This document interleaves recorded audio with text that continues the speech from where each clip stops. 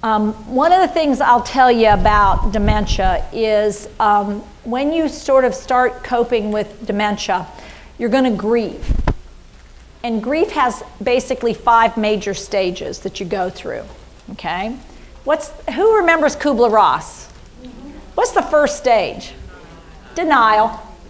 So what's happening is they're in denial, because denial means I don't have to deal with all of this. And I just think this is ridiculous. They're fine, and they use any evidence they can find. A moment when the person is lucid, a moment when they have a a moment when they say, well, you know, she asked me about her grandson who's in California in college.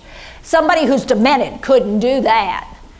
And it's like what they're looking for is that magic piece that will say, no, I can have what I've always had. I will not lose this person to the disease. After you go through some denial, then comes this next moment of anger. Then you start feeling angry about the diagnosis. Now, because you don't want to get angry with the person who has the diagnosis because you're not the primary caregiver and you don't have to try to get them to do stuff, you see somebody doing something with somebody that you love, and it seems to you, this is ridiculous. Why are you doing this? She is able to do that. So the anger that I feel about the diagnosis is not always directed at the person with the diagnosis, although if I'm the primary caregiver it is. Mom, you know better than that. Why are you doing that? What will happen instead is, where will I direct that anger if I'm a backup person? At the person who is the primary caregiver. You are an idiot. Yes, and so I am being incredibly ugly to you. I am actually acting like I have early signs of dementia. But what it is grief. I'm grieving. And unfortunately, many people who are not primary caregivers get stuck in those 2 stages, denial and anger and denial. And they flip-flop back and forth every time something new happens. I can't believe you're putting her in a facility. How dare you? I can't believe you're spending her money to get caregivers to come in. She doesn't even want them. All they do is sit around on their behinds all day long and steal stuff out of her house. She told me that. And you're like,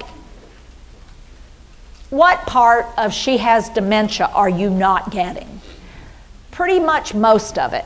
Because unfortunately, when you stay in denial and anger, take your hand and do this. Go ahead and do this. This is what you do to information. This is what you do to relationships. This is what you do to people who are trying to help. What do? Stiff arm them. You block them out. You don't want them anywhere in there. You don't want them coming in. You don't want to hear anything they have to say. And so you basically shut them out. And it means you can't change because you're so busy doing this that you can't see anything else. Where is your hand? Right in front of your eyeballs. And so you're missing all the other stuff that you could use that would help you until I call you up and say to you, until this happens, where did you put my purse? And the person says, well, I haven't had your purse. Your son has your purse. No, he doesn't. He hasn't had the purse. You came in here yesterday and took it.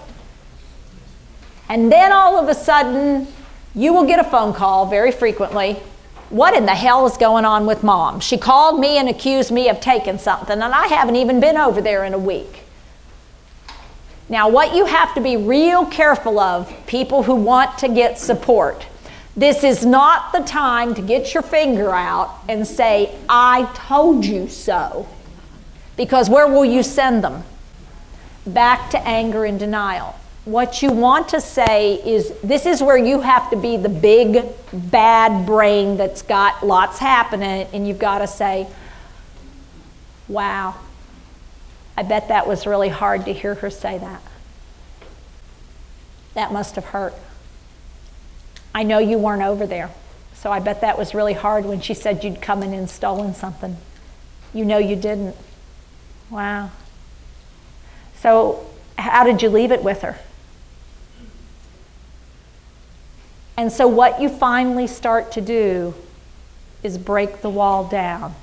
And I'm going to tell you typically what you're going to start seeing then is bargaining. Well, she mostly, yeah, I admit that she's having some problems, but it's not as bad as you think it is. I mean, there was just that one episode. So we see some bargaining going on.